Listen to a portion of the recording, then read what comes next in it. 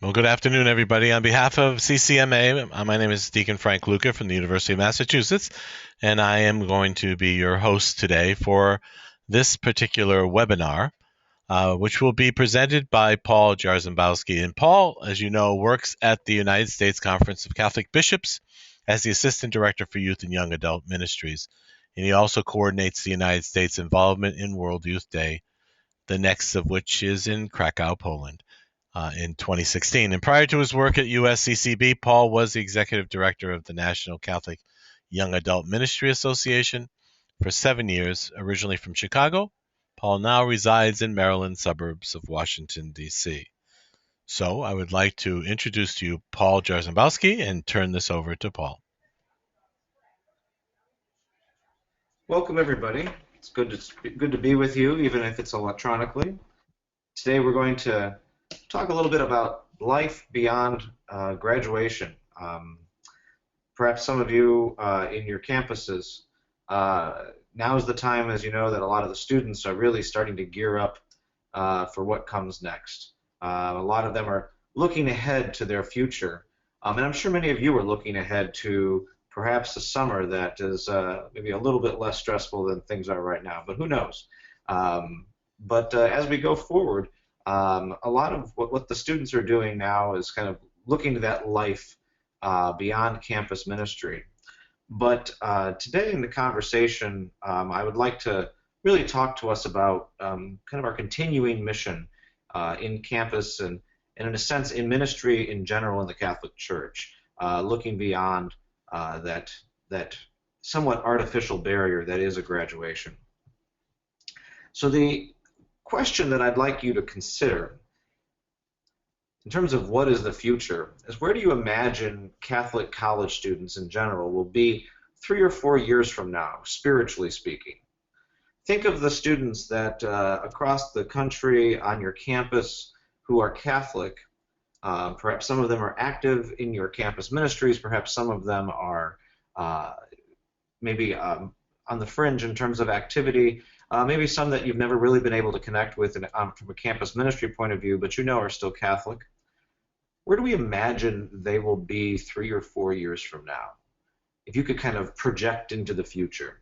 Just think for a moment about just the state of where you think this is. Maybe even what you've experienced already when you've seen what has happened.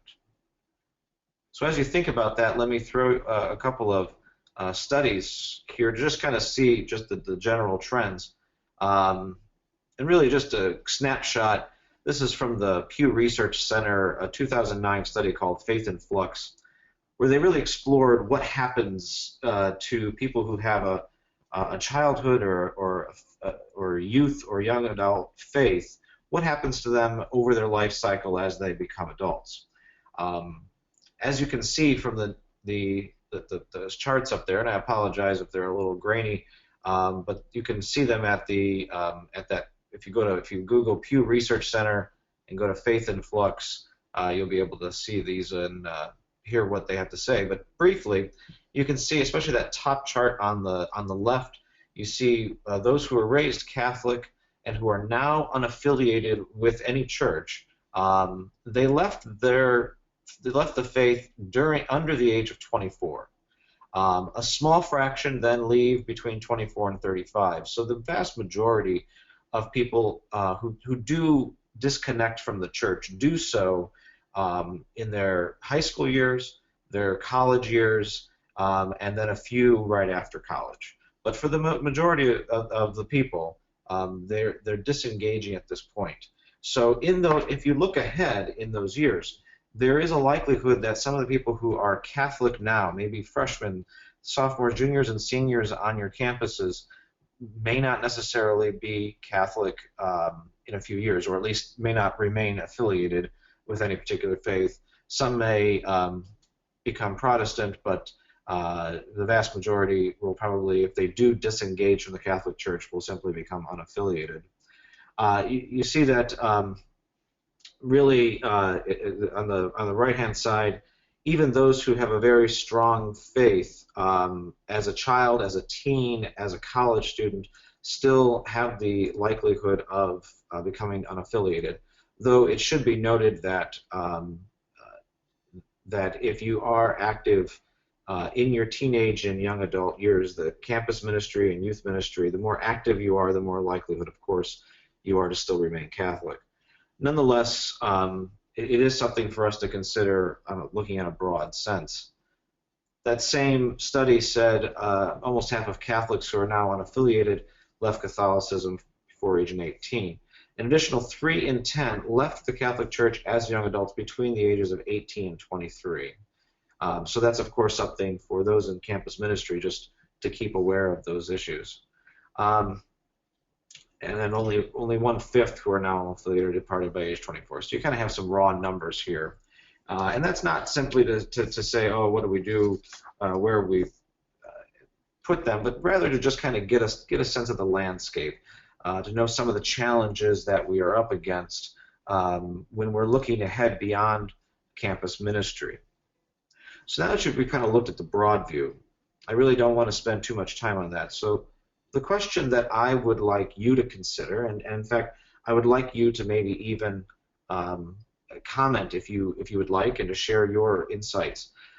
I want you to imagine your students right now, the students that are active in your campus ministry. Where do you imagine specifically your students, not the broad general, but yours, the ones you know, will be 3 or 4 years from now, spiritually speaking? If you could get a time machine and go 4 years into the future, what kind of young adult do you imagine they will be if they are on the trend? I just invite you, if you'd like, for a moment, if you'd like to share, you're welcome to. You could like to put it in the comment box. Frank can share that with me. But I just want to get a sense so you can sort of imagining where you imagine they'll be, where you hope they'll be. In fact, that might be a better way of putting it, where you hope they will be 3 or 4 years from now, spiritually speaking. Okay, Paul, I think, Gabriella, you had your hand raised, but it's now down, so I'm not sure if that was just a signal or you changed your mind. So if you'd like to ask again, please raise your hand.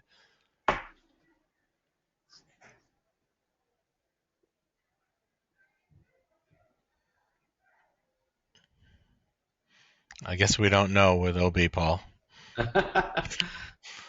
Maybe another question that we can pose, and maybe it might be, what are some of the challenges you think that they will face when they, after college? What are some of the challenges, even if they are active now, that they will face? Gabriella says, our students will be busy starting a career, figuring out how to pay back loans. She sees as a major. And I'm going to open up the microphone to Diane. Go ahead, Diane. I think it'll be, hi. I think it'll be a challenge for them to connect with a parish, just that transition from campus ministry, or even if they are connected with a parish while on campus, to find a new parish. That's a big stepping out kind of move for them. Okay, thank you. And Paul, Jim says finding a church spot that feels comfortable.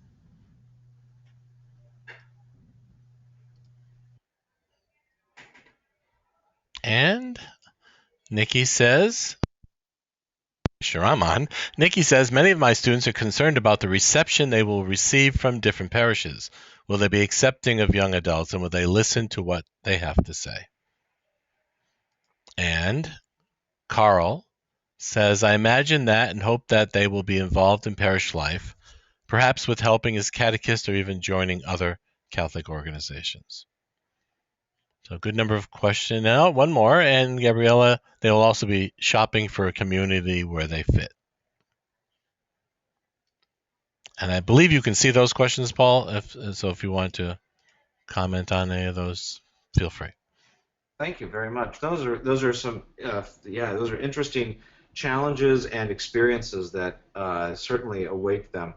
Student loans, I can just briefly speak to that. That certainly is one of the most common issues that that young people deal with. In fact, student loans, from what we've heard, have some connection to a lot of depression and even some suicidal thoughts in the young adult years. I do believe it's one of the, if it's not the leading, but one of one of the central causes for suicide amongst young adults is student loans. So simply because they become overwhelming. So you can imagine that that certainly does that. The other aspect, and I'm on a much more positive but still concerning note, is that student loans and some of the financial issues lead some to have the boomerang where they move back in with their parents. They aren't able to start out in life on a solid foundation. They're always kind of always living paycheck to paycheck, and they don't really have that grounding from which to grow, and some of them just continue to slide further into debt. In terms of the faith aspects, will they find some place where they will be listened to? That's certainly a big challenge. Many young adults do cite that it's one of the reasons why they can't connect with a parish is because, ironically, the many parishes that wish to that always say we want to connect with our young adults seem to struggle with welcoming them. So it's one of those strange things. In fact, sometimes I've heard some of the most unwelcoming places are the ones that put prominently on their websites, we're very welcoming, and we want young adults are very important to us. Yet people sometimes find those are some of the hardest parishes to connect with. So it's a challenge. It's not easy, I think, on the side of parishes, but it is something that students will have to face. And then, of course, shopping and finding that parish. You're absolutely right that there's studies out there that show that for many young adults today, they will pass by several parishes before finding the parish that ultimately they choose to go to as a young adult. So that's certainly something that people do, and the question is, of course, not becoming disenchanted with the one that's in their backyard, but to encourage them to keep looking. And it may involve some traveling to do, but those who have often felt the greatest satisfaction with their parish are often ones who find parishes that aren't within their what one would call the geographical boundaries. So it's certainly a lot of challenges that await them, both spiritually speaking and personally speaking, which has a lot of impact on spiritual growth. So if we hope that, and one person had comment, they hope that they will become a catechist. They hope they will be involved in that parish. They hope they will find some place where they feel comfortable in, maybe that they'll even join some organizations similar to what they're doing now on campus. That is our hope. That is our dream, that we want to see them. And the first thing I do want to say to all of you is that I invite you to continue dreaming for them. Many of them need our prayers, and they also need our dreams and our hopes for them. And feel free to share your dreams and hopes with them. Say, I really hope that you will, and I pray that you will find a community. I pray, you're very active in our campus ministry. I really hope that you will stay active in the church. Vocally telling them that is so important, and praying for them as well. Certainly praying and dreaming for them is important. But the other aspect that is very important, and I'm going to kind of quote here from Pope Francis, in Evangelii Gaudium, the art of accompaniment is something that is incredibly important. Just reading really briefly here from Evangelii Gaudium, this art of accompaniment teaches us to remove our sandals before the sacred ground of the other. The pace of this accompaniment must be steady and reassuring, reflecting our closeness and compassionate gaze, which also heals, liberates, and encourages growth in the Christian life. What campus ministry is called to do to help them get there is to accompany them. One of the things in all ministries, we do a wonderful job getting people in the door, but helping them through the next door is often one of our biggest challenges. Each ministry somewhat, especially ministries like campus ministry, somewhat have, I'll call them artificial, but they do have boundaries of sorts where campus ministry works with those who enter college and it ends when they leave college.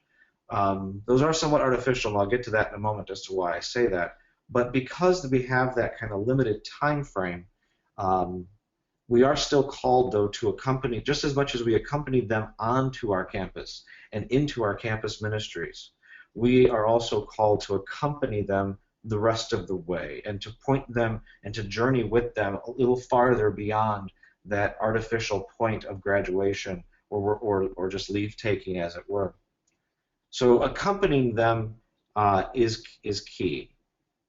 So what I want to do is I want to share with you a couple of ideas for you to consider. The bulk of this webinar I want to spend really going over a couple of ideas that could be used. Some of them may work for you, some of them may not.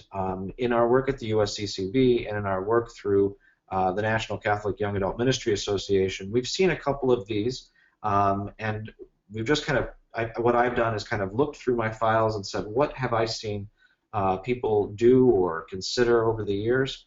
So I wanted to share that with you and to share with you some ideas. And then at the end of it, if you kind of all these ideas started churning in your mind, in your heart, some ideas, I invite you to share your own suggestions with the others, or perhaps add on to something that I will be presenting. But I want to give you some possibilities of how to accompany them through that next stage of their life, and how you can begin doing that early on in a relationship in campus ministry. So the first thing that I'd like to share is a guidebook, creating a guidebook on keeping the faith. This was something actually that I believe Michigan State University had done a couple of years ago. They may still do it for all I know. But basically a little guidebook on keeping the faith. In this guidebook that you can create for your students, there can be ways to help find a new church. Basically some tips. Here's what you look for. Here's how you do it. Give them the permission, in a sense, to search for it. Give them some insights in this guidebook on why not to get discouraged. It can be very easily for young adults to get discouraged in the ministry, or sorry, in the act of finding a church. On the website Busted Halo, there was an article a couple of years ago called 19 and Counting, where the young adult after college went to 19 churches before she found one that really welcomed her in. Now, she was certainly dedicated, and God willing, many of the young people that you work with will be so committed to the search. But it is easy to get discouraged, to wonder, is it me? Is there something about me that isn't welcoming, or is it worth it for all this time? So giving them some tips on why not to get discouraged and how not to get discouraged. You may consider listing the top 10 places where your graduates go. So if you think to yourself, and maybe this would be something that you could connect with your career placement center on your campus, but find out where maybe the top 10 cities or locations in the country where your graduates generally go, and then link them and include. You'll need to do a little bit of research in this and to find the ministry opportunities in that city or region listed.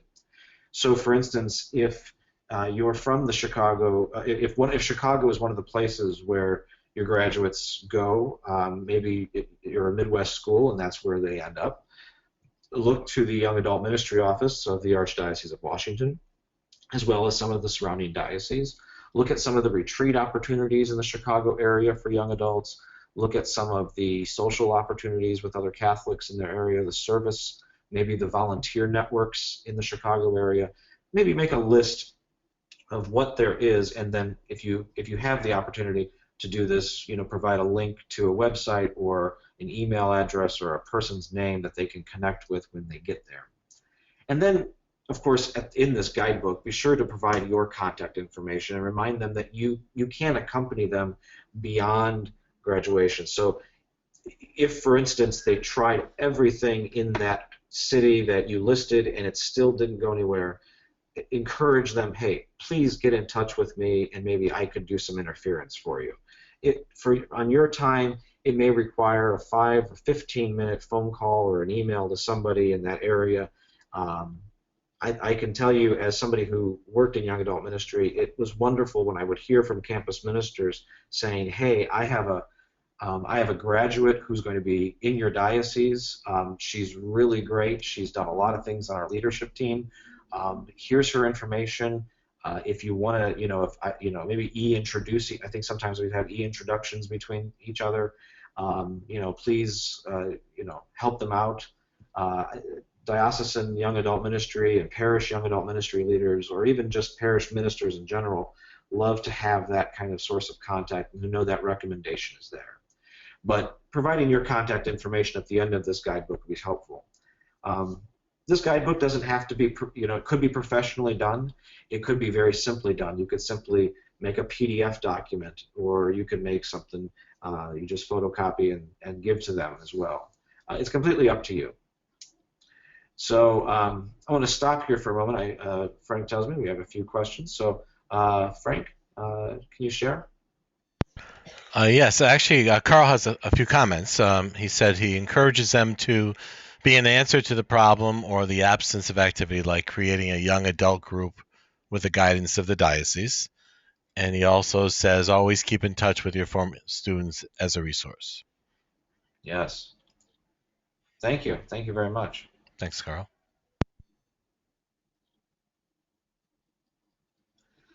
Another idea that may, and a lot of these things can be done combined.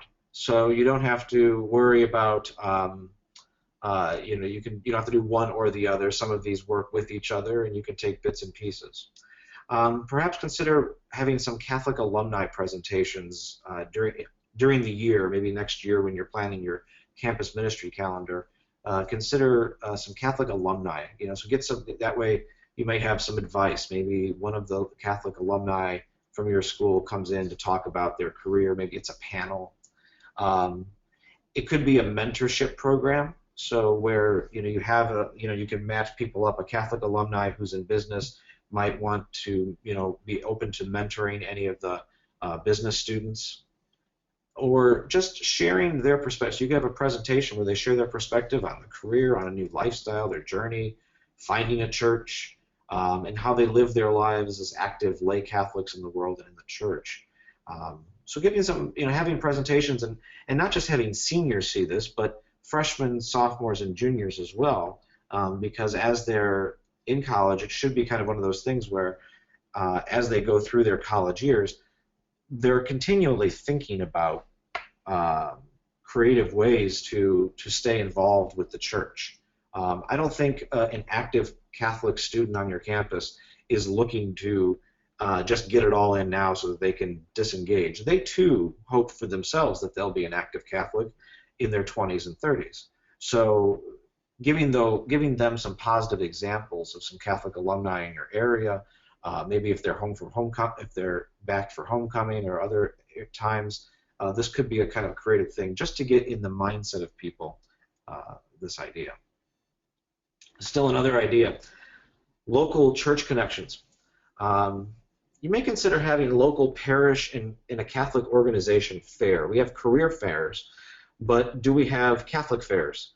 Would you consider maybe some of the parishes in the area? Now, your alumni or your graduates may not necessarily live in the area, but they'll get a sense as to what parish life is like for young adults. And so maybe inviting some of the local Catholic parishes and organizations in your area to have a little bit of a fair where your students can walk around and learn what is Catholic life going to be like after they leave.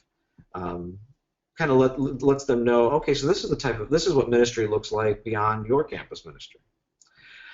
Consider perhaps that you have, in addition to some of the, if you do a presentation, maybe it's a Bible study, or maybe it's just a straight presentation from leaders from local parishes, so the pastors, the deacons, the lay staff, or from the local diocese. So getting in some people so that they have a connection to a Catholic world outside the campus.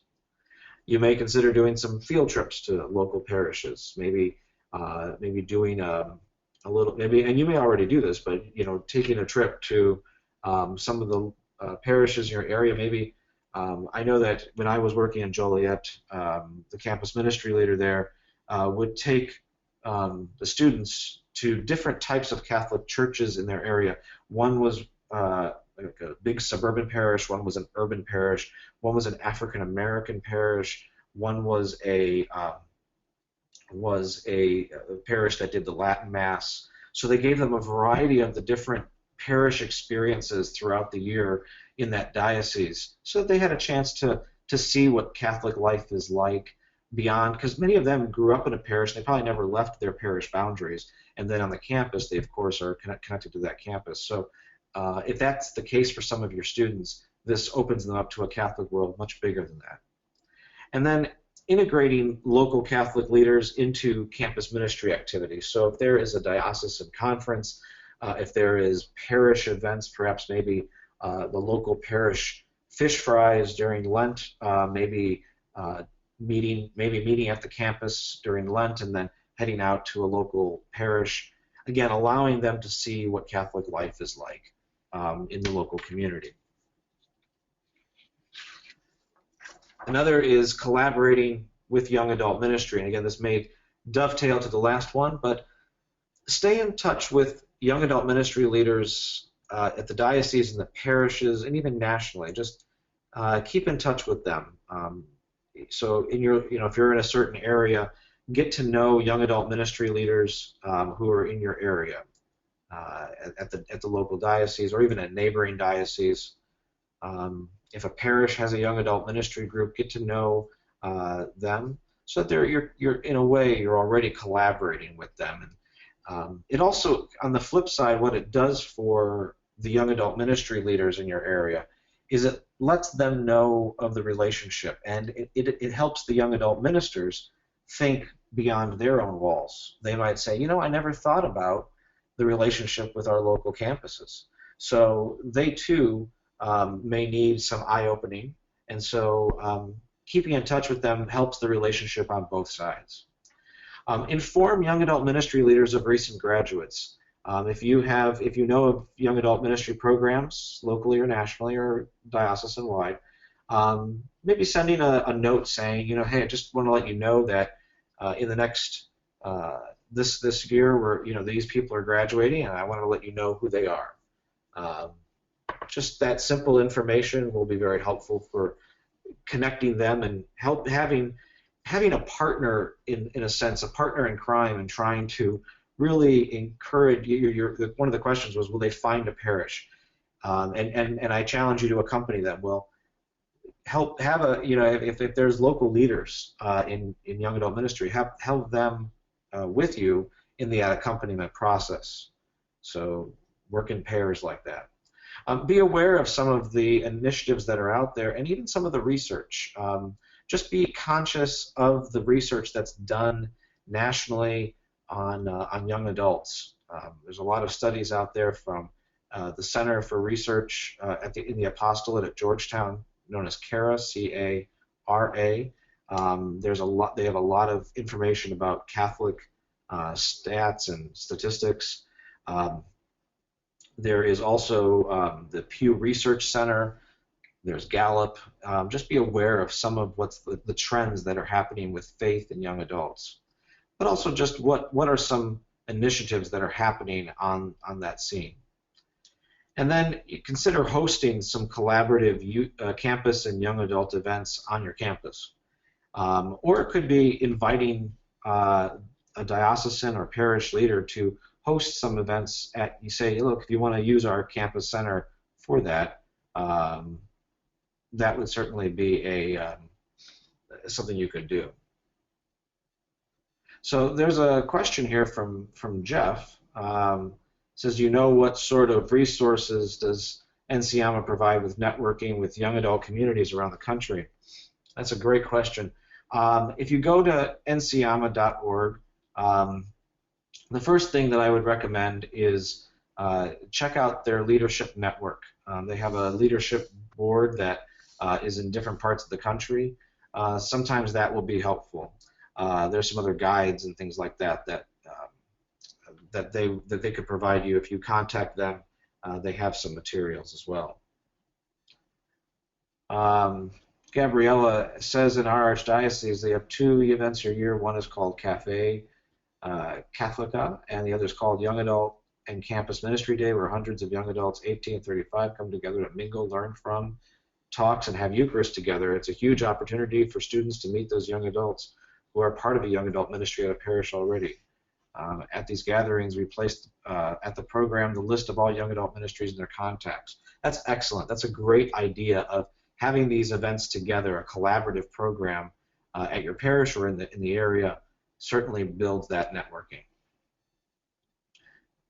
The last thing I have here before we really open it up for any more questions or other opportunities that maybe you might want to share is emphasizing the global and the digital. In your work with collegians, continually throughout, from freshman through senior year, remind them that the church is bigger than the local experience. It may seem like a natural thing, and we all seem to get it, but that is one of the things that is so wonderful about being Catholic. Uppercase, lowercase c, it's a global church, and young adults are certainly much more globally minded than previous generations, which were often very parochial. You found a lot of stuff with, the parish boundaries, and this is my, I'm a parishioner first, Catholic second. Well, young people today see themselves often as Catholic first. So reminding them of that reality is a good thing.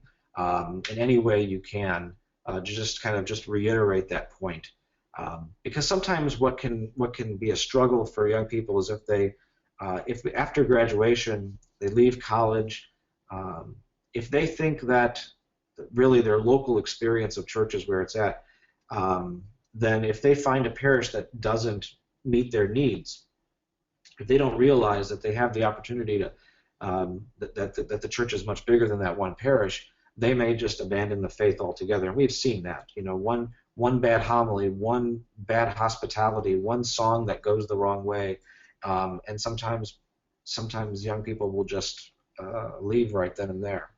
So reminding them of that reality, I think, will help in the long run to help them in that. And again, many of them may know it, but it can't hurt to continually emphasize that. Connect collegians with digital and national faith communities and resources. So there's one of the websites that I encourage you to pass on to them are things like Busted Halo or Word on Fire. Those are online experiences that are nationally focused that will be a great way to kind of see a world beyond that.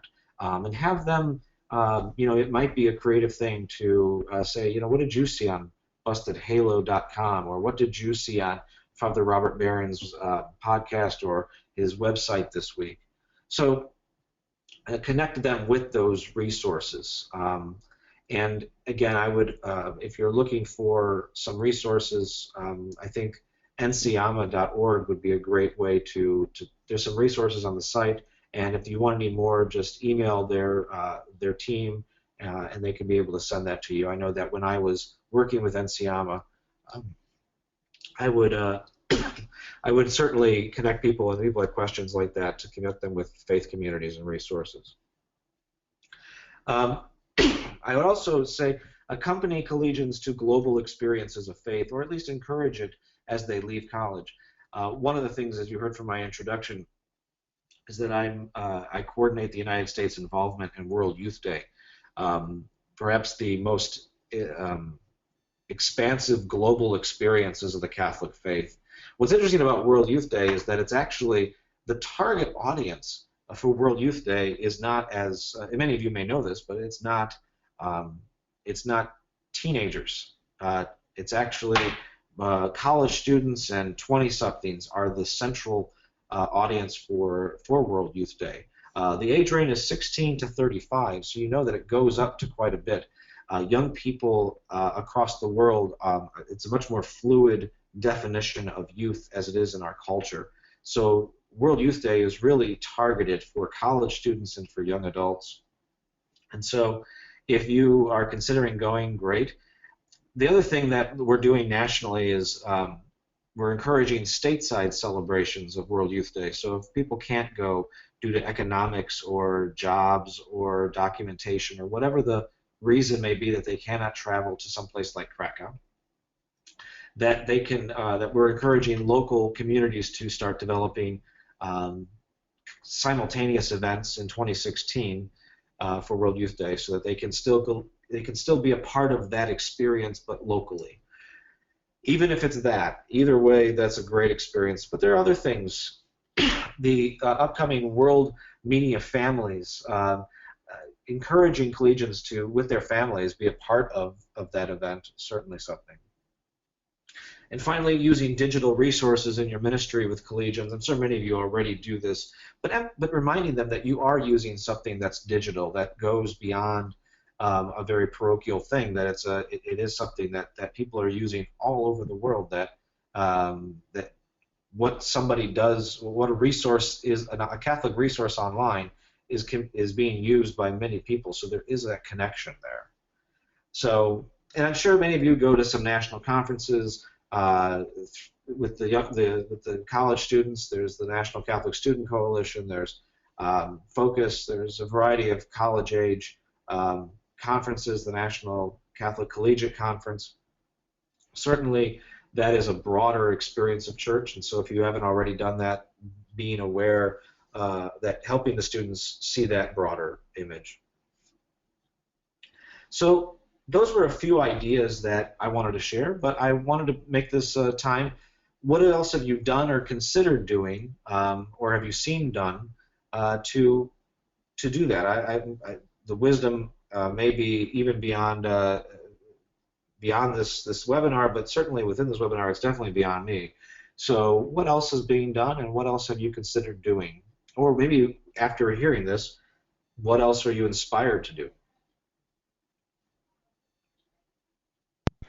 Paul, we have, just give everybody a moment. One of the things we have here, we're doing at UMass, is we're affiliated with the STEAM program, which is, I can never remember, Engaging Students to Enliven the Ecclesial Mission, which is a program that does many of the things you indicated. It has a year-long curriculum of study and prayer and community building and service, and so the students are given skills and resources to help them live out their baptismal call when they go back. And it also has a mentoring component. Excellent. Which is a mentoring somebody back, because a student may leave here and live in New Jersey. Let's say we're in Massachusetts. We try to connect them with somebody back home who's both a spiritual mentor, perhaps, as well as perhaps in the same field of study that they're in, so that they have that connection. So when they go back home, they have that instantaneous connection to that. So I only mention that because we also have a webinar that was run a couple of months ago by Katie Diller on Esteem. So if you're interested in that, a program that's kind of put together for you, you can contact CCMA and view that webinar to get a little bit more information on the Esteem program, or you can look it up online. It's ESTEEM, and that they'll have more information there for you. And now I also have a comment here I've just sent, or I'm sending over to you from Jim. A large issue that Jim notes is a growing less sure career of path at graduation than at the beginning of college. It's so true. You know, you go in going, yeah, I'm going to be this, and then as you discover what this involves, yeah, it falls apart. We need to do much more to help them see the next step, where time will allow more discernment and networking, immersion service, the next real step. They can consider this even more than a parish choice immediately after graduation. Yeah, that is. We do see a number of people who still need more time for discernment, and so an immersion year, a year of service, is certainly a great possibility in helping mentor them into that and to kind of give them the possibilities. I think the other aspect is, of course, mentoring the parents, because when the parents see, what do you mean that my son or daughter is not going to be making that money at the career right away? They're going to be doing what? So in addition to helping the students, it may actually be helpful to help their parents through that process of that choice. But yeah, careers are often changing, and actually, I kept the words vague in terms of spiritual because one of the things spiritually speaking that we're talking about looking forward to is that active career placement. The search for a career, the search for a job is more than just a very secular thing. It's a holistic thing, and somebody's whole identity and their whole emotion, spiritual aspects are all caught up often in their career. We are, for better or for worse, the United States is certainly a culture where what you do defines you, and what you do in life in terms of your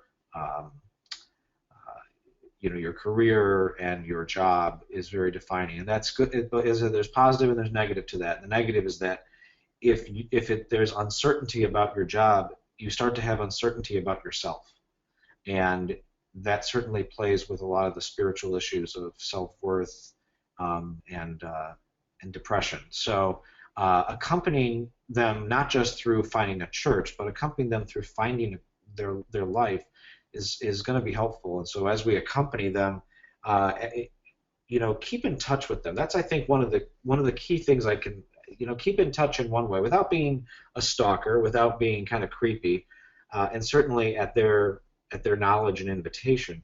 But keep in touch with those students. I think it would be helpful for them to know that the person that guided their steps in their later teen and early 20-something years is still concerned, that they are that important. So if they do struggle, they know, what, this campus minister, they care, and they're the voice of the church.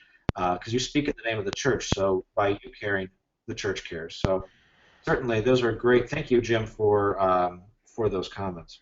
And we have Gabriella. Gabriella, I'm opening up your microphone. One moment, please. Okay, go ahead, please. Let's try it again. Okay, Gabriella, go ahead. Sorry. Oh, can you hear me now? Yes, we do. Okay. So, hey, Paul. I have a comment and also a question. Most of Texans, because our ministry is here in Texas, most of Texans stay in Texas. Many of them go back home. They're not traveling a lot like the northeast of the United States. Yeah. That you study in one place and then you move and work in another place. Many of our Texans, statistically, I think 80 of them stay in Texas. So one thing I've been noticing is they go back to their home parish, many times to their hometown, and they don't find a ministry for young adult ministry. Yeah. So they get discouraged, obviously. But I think we have a great opportunity during the college years to give them tools on ways they can serve in a parish, even if there is not a young adult ministry at that parish. For instance, lectures, extraordinary Eucharist ministers, and so on, ways that they can feel like useful in the parish that they go back to, even though they're not going to be shopping for a young adult ministry. Not many parishes have a young adult ministry. Right. So that way they have those skills already developed in the college years, and they get to the parish, and they can be part of the community, not just kicked out right away or feel isolated right away. So it was just a comment and a question. How can we do that? How many ministries can there be in campus ministry besides the liturgical ministries, right, in which we can train them? That's a great, thank you. And you're absolutely right. Young adult ministry is certainly one very targeted thing, but certainly there are other ministries in the parishes that we can encourage. Liturgical is one. The pastoral care. Sometimes some young adults, if they feel so called to do, can be involved with children's or youth ministries. They can certainly be catechists. They can be assist with programs there. So giving back to that.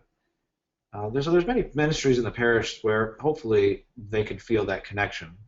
And I think that what's important as campus ministry leaders, I think the best thing they can do is talk the students through that, to let them know of the possibility that things may be difficult, but not to give up, and not to just simply one of the things that sometimes happens is that they either will give up because there's that frustration, or they'll resort where they'll if they live close to their campus ministry, they'll just simply just keep going to the campus ministry masses. Or if they had a positive youth ministry experience, they'll just do the youth ministry masses. And that can there are some advantages to staying connected, but the disadvantage is that the spiritual growth is stunted a little bit sometimes because they're just maintaining the connections that were positive when they were younger. So talking them through and saying don't give up, but also don't take the easy route either. That being active in your faith does require you to think through this, and so don't just resort to it was comfortable when everyone was my age, or So talking them through things will be key. It's going to be letting them know it may be a challenge, and as I said, if you were to do that guidebook, you would kind of be able to maybe do some research as to where are they landing. And Gabriella, you seem to know somewhat some of the areas where they may land, and if they land at their home parishes. It's kind of like the experience of Jesus going back to Nazareth, hopefully they don't get stones thrown at them or get thrown off a cliff or anything. But yeah, it is difficult when you go back to your own home parish and the very place that perhaps you as a child might have felt welcome, you no longer feel welcome as a young adult, can be a challenge. And some communities are very tightly knit, but letting them know if you don't find a community that fits there, perhaps there's a church down the road that may be more suited to you. And maybe being the stranger and not someone that everyone knows might be a helpful thing. But thank you for that. Thank you for addressing that. And I think there is a lot of opportunity. I think there's a lot of opportunity also on education on our pastors, educating them that there are a lot of young adults who will be graduating and going back to their parish. Yep. And many times it's the last thing is on their list. They have many other issues to think about in their own parish, but educating them, sending them emails, reminding them, you will be having some graduates coming back to your parish. Please send them over to us or help them out. But a lot of education to happen too. That's a good reminder. Thanks for adding that. So in addition to keeping in touch with the local young adult ministry leader or pastoral staff, let the pastor know too. If it is, copy them on that message. Say, just so you know, there's going to be, there's college students coming your way that are really great. I know they're busy, but hopefully they'll certainly look at that and go, you know what, this is good. And they might find the networking. They might find a way to link them in. If maybe sometimes they don't even know. So let's help them. Let's educate them as best we can. Paul, you have Diane's comment there, and then we have another one to follow after that. Sure. Diane says, personally, I've used my summer downtime as a campus minister to visit and connect with alums in the area. That's a great idea, Diane. Thank you. We have also offered summer mission weekends for students and alums in the area to connect them. That's good. Yeah. And we've also utilized the gifts of alumni as retreat support, as witness speakers, hospitality teams, sponsoring students to go on the retreat. Great. Yeah, those connections with the alumni work so well, because then they feel that the alumni can sometimes feel a part of something, especially if they had a positive experience of ministry at the college, to be able to pass that on in retreats or mission weekends. And I like the fact that you do these summer things for students and alumni to connect together. So they're not only are they doing a presentation together, but perhaps they're doing work together. And college students are probably very aware of the advantages of connecting with alumni, both the very career-mindedness of, ooh, maybe you might be someone who could help me get a job one day, but also, ooh, maybe you could help me find a parish someday. And so that's a great connection. Carl has a question too. How would you address maritime graduates who will be at sea for many months? Oh, that's very good. The apostleship of the sea. Is there something more that they can do? Thank you. Yeah, thank you. Putting them in touch with that apostolate is certainly good. And thanks for bringing that up.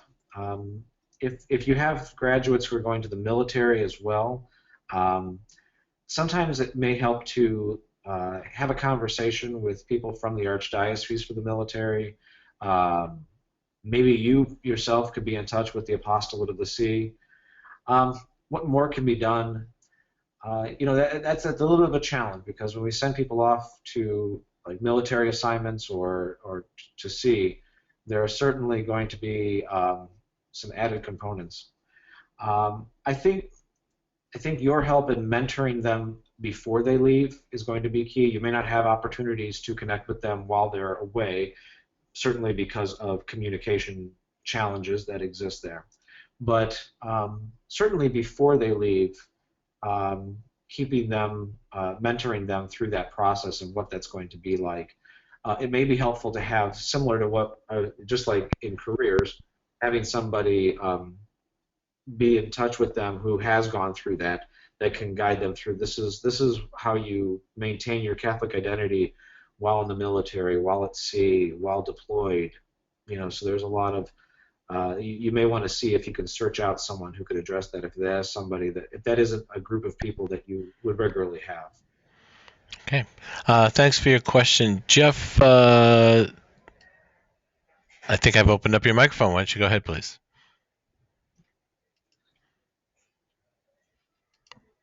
Jeff, can you hear us? Okay. Jeff's microphone is open, but unfortunately we're not hearing him. If you would like to type in your question, we'll be happy to get it to Paul. Anybody else have a question? Like to raise your hand, a comment, or feel free to send it over via the question box.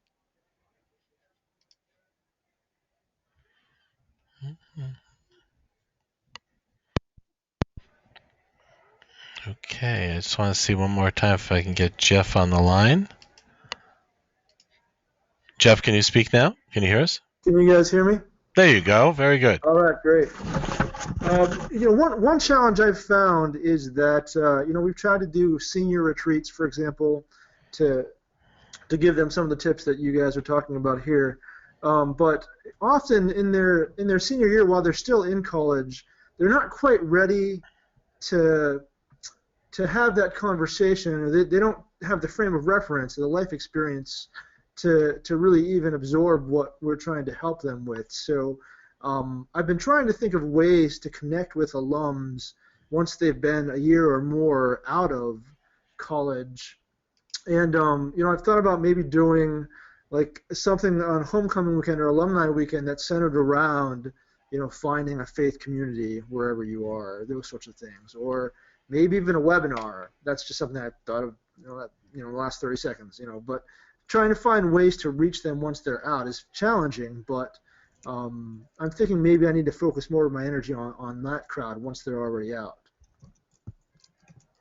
Certainly. Though at the same time, there's certainly the maturity level of some, and the spirituality of where they are in their spiritual journey is going to be different from one person to the other. So it will certainly depend, and not everyone's ready to have those conversations. But I think the groundwork could be laid, certainly, to remind them of that, of the need to stay connected in one way or another. And if nothing else, stay connected to you, and that maybe you would be there when they're ready to have those questions. I like the idea of maybe, reconnecting them. If they're away, sometimes having a webinar or an event at homecoming that just says how to find a parish. Some of it might appeal. Some of them still on their spiritual journey may not know that's something they should or ought to be doing. So certainly thinking of creative ways to promote it so that you get the people who you really do need to connect to that will respond. Sometimes that even as a young adult, they may not know, oh, is this what I should be doing? But as much as possible, lay the groundwork early. Even if they don't think that they're ready to have those conversations, sometimes that's why the guidebook is sometimes an easy thing, because they may take it from you that day in their senior year, and maybe it won't matter, but they'll file it away, and maybe they might stumble upon it upon clearing out at graduation, and they might go, maybe I'll take it with me. I'm ready now. So having those tools to be able to give them something that just kind of helps them along the way, I never know whether it could come in handy. But thanks for your question. It's a good one, and certainly something to be conscious of. I think the key thing for all of this is certainly to be aware of the challenge that awaits them, and to just not just give up on them, but to continually thinking, where are they now? You maybe have thought, oh, the people who were active in ministry last year, where are they now? And keeping them in mind, keeping them in prayer. Um, so it just is, it reminds us that our ministry to collegians extends certainly beyond graduation, and we are called to accompany them that way. Well, with that in mind, I just want to just thank you for your time. If you have more ideas, feel free to share with CCMA, and then you can always pass that on to me. But certainly pass that on to each other. Ideas in that. So you will be in my prayers this week and for the rest of the year. So may God guide you in your journey of accompaniment with young adults beyond graduation. I pray for whatever great things will come because of the work you're doing. So thank you all very much for your time. Okay, and we thank you all for attending CCMA's webinar, What Next? Helping Students Plan for the Move into the Young Adulthood Beyond Graduation. Especially thank Paul for sharing this information, and we appreciate, Paul, you're coming back a second time to be with us on our seminar webinar series. And CCMA is offering a few more webinars this school year. In April, we'll have Multiply Your Campus Ministry, a leadership retreat, which will be presented by Austin Schaefer. And in May and June, we're offering webinars that will give a unique look at planning, attending, and following up with service and mission trips. So please watch your email for more information and registration opportunities in the coming weeks. And as you know, you will receive a follow-up email shortly with a link to our survey. And we need your ideas and feedback so we may continue to bring you more resources and webinars on topics that are important to you. So we thank you very much for attending the webinar. We hope you'll attend many in the future, and the link for this webinar will be posted soon. So if you have other staff or other campus ministers you would like to participate and view this, it will be available to you through CCMA. And again, thank you. Thank you, Paul. And everybody, have a great day.